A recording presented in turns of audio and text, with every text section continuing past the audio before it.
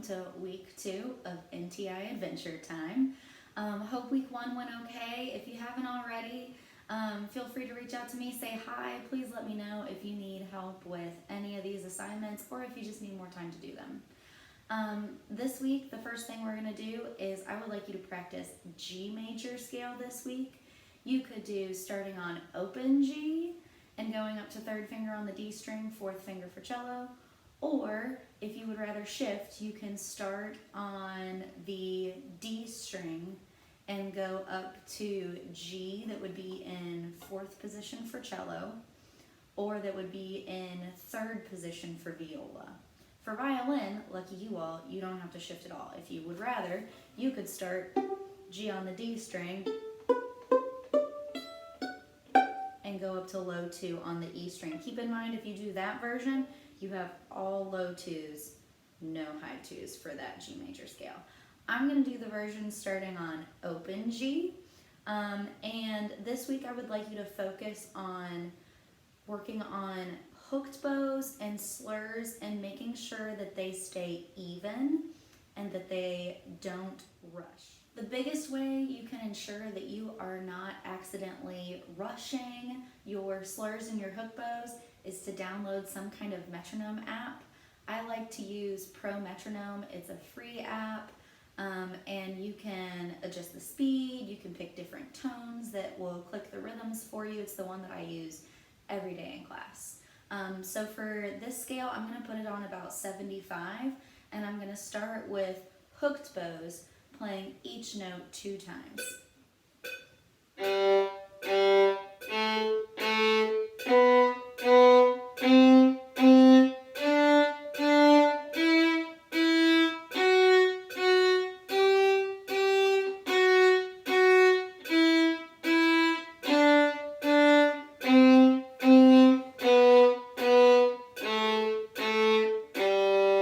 After you've done 2 hooked bows per every note, I would like you to do 1 bow per note, but still hook them so that it looks and sounds like this.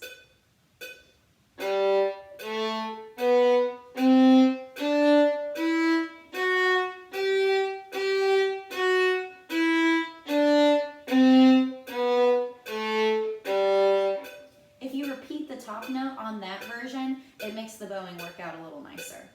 And then finally, after that, I would like you to do 2 note slurs for your scale. So same idea as your hook bows, but don't let your bow stop. You're slurring, playing each note 1 time.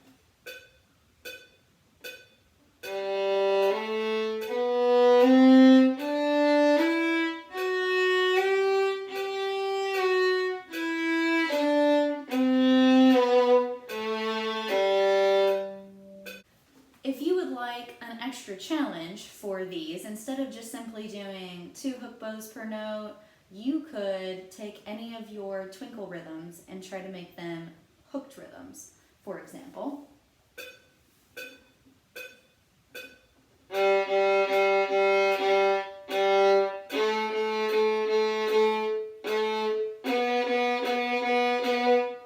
you could also do peanuts and popcorn.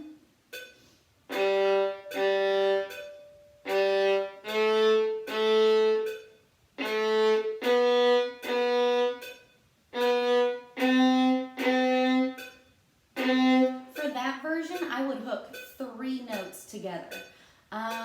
You could come up with interesting ways to slur different scales. If you want to make it more challenging for the slurs, slur more than just 2 notes per bow. For example, you could do 4 notes in a bow.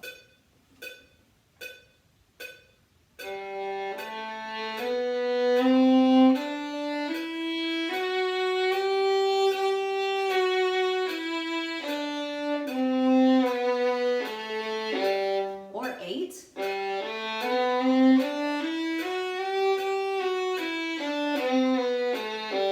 Or try to do the whole scale in 1 single bow.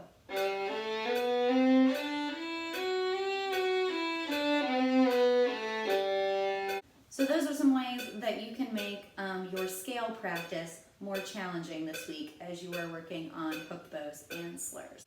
Your tech check for this week is number 140 in your book. It's called Chester. Please note that this is in D major, so you have C sharp and F sharp, meaning high twos for violins and violas, third finger cellos, fourth finger for basses. As you can see, this song has a mixture of slurs and hooked bows in it, so please make sure you are making a differentiation between your hook bows and your slurs. There's also quite a big dynamic variation range in this, so please be aware of your dynamics as you are also playing this for your tech check. For my metronome for this song, it says andante, which is just a walking tempo, aka medium. And if you download this app, let's see if I can show you, it actually even shows you at the top of your screen, next to the number, it'll show you the name of the tempo marking that is. So somewhere around 75 is again about andante that you will need for number 140.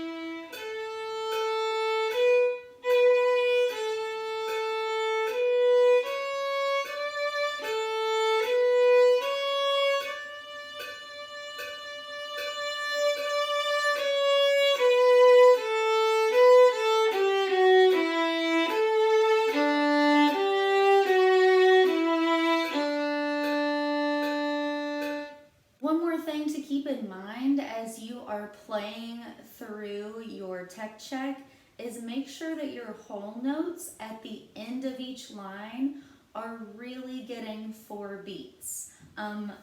Again, a thing that will help you is if I go into my metronome settings, tone number 13 is Bob, and he will count for me.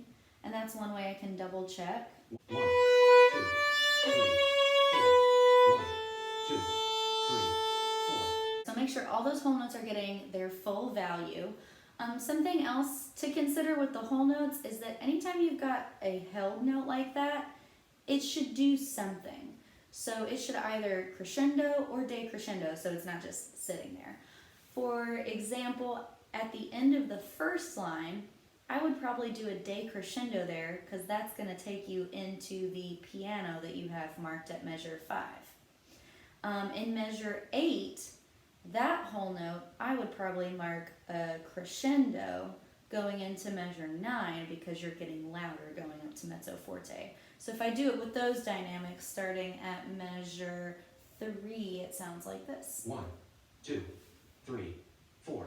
1, 2, 3, 4. 1, 2, 3, 4. 1, 2, 3, 4. 1, 2, 3, 4.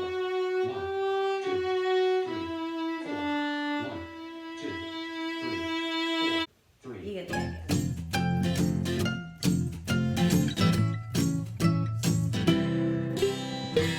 The last thing I want you to practice for this week is something totally different that we have not done before. I would like you to do third position drill. So instead of playing first finger drill with your 1 going across your first finger tape, for violin and viola, I want you to take your first finger, make sure you take your thumb with you, and you're going to put it on your third finger tape, and you will do first finger drill all the way across that third finger tape on each string. For cello, your first finger will need to move to where your fourth finger tape is, and you will be playing with your first finger on your fourth finger tape. That's called third position for you. And then on bass, I would like you to put your first finger where your C natural on the G string would be, and you are playing across that tape on each string. That's that same note that you shift to when you're going to say third position for D major scale, but normally you put down a C sharp 2. but I just want you to play that C natural first finger across basses. So when you put it all together, it sounds like this.